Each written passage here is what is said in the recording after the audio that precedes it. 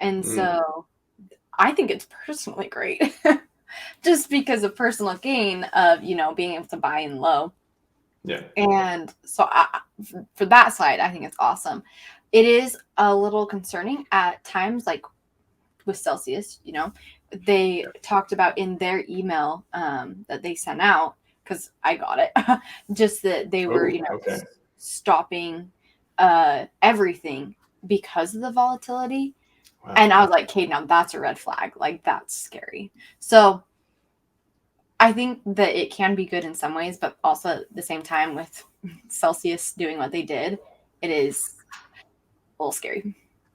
Yeah, Celsius. That's a good point too. I did want to talk a little bit about not your keys, not your coins. He did remind everyone of that in the stream as well. But like, what is Celsius, or why is it failing? That's something I know a lot of people are like, oh, it's flaming down on Twitter and the CEO, blah blah blah, and we got the withdrawal email. But so I did a little bit of research this morning. So basically, you can deposit Bitcoin, Ethereum, Uni, like all these different tokens, and they go into this shared pool and for their lending program, and they collect interest from people that they lend it out to, maybe different institutions, different people like that. I'm not sure like exactly who they lend it to, but it's different people who want to borrow crypto, and you earn interest based on that.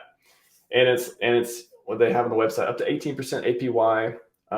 The average is obviously less for a lot of different coins, and each coin has their own ratio. Probably, they probably pay more interest based on the ratio for the people borrowing it, who are many more people borrowing to bet on Bitcoin versus Uni token, for example, and that they adjust the interest based on that.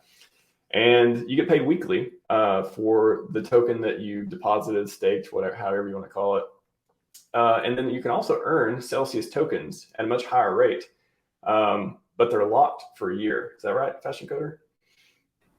Yeah, it kind of depends. Like, I had Cardano in there, and I was actually able to take it out. This was months ago, but it wasn't in there for a year. And so I think it depends on what one it is. Okay, so I think, yes. Well, I thought the thing was you can withdraw any of the tokens you put in there, but if you earn Celsius, like the Cell token, then that one's auto staked for a year. I think that's what I saw. Okay, that's probably right. I'm not sure. Okay. And then, so how do they get revenue? Well, they say I was reading on their blog, Celsius pays 80% revenue from the week before. So whatever they made the week before, they pay 80% revenue as interest to the depositors, to the stakers, however you want to say it. And then the 20% they use to run the business. So when I first read that, I thought, okay, well, now that I'm biased towards Celsius is failing right now, I'm like, ooh, now I see what's going on. But if I would have read that, 3 weeks ago, I would have thought, oh, that's actually interesting business model. They're only taking 20% to run the business, and they're really rewarding the stakers. Not thinking, that's like the high level thinking. And then if you think deeper, oh wow, what if they stop? What if the revenue slows down? What if the token fails and all this stuff that goes into it? And then, so I was reading, they over collateralize the loans that people take out on these when they lend them. And that's how they try to mitigate the risk of, bear markets. Well, doesn't seem like that works out so well, and especially this bear market.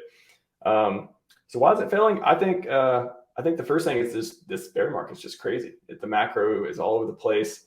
And then stable coins, I think Terra Luna. I wonder if Terra Luna wouldn't have happened, would Celsius be failing right now? I think maybe there's a lot of extra risk. Yeah. What do you think on that? Like, you think stable coins just made, the failing of Terra Luna made stable coins just extra risky asset right now, and that's why people are, not too hanging on to them. Yeah, I could definitely see that as a reason. Yeah, for sure. That's what I was thinking too. And then I saw a tweet. I was searching on hashtag Celsius Network, and they the CEO of Nexo, something like that, and they're like this lending platform deal too. They made an offer, I saw it on Twitter, to buy Celsius and save it, I guess. And the tweet, let me read the tweet. It says, after what appears to be the insolvency of Celsius Network and mindful of repercussions for the retail investors in the crypto community, Nexo has extended a formal offer to acquire qualifying assets of Celsius Network after their withdrawal freeze. Wow. That escalated, didn't it?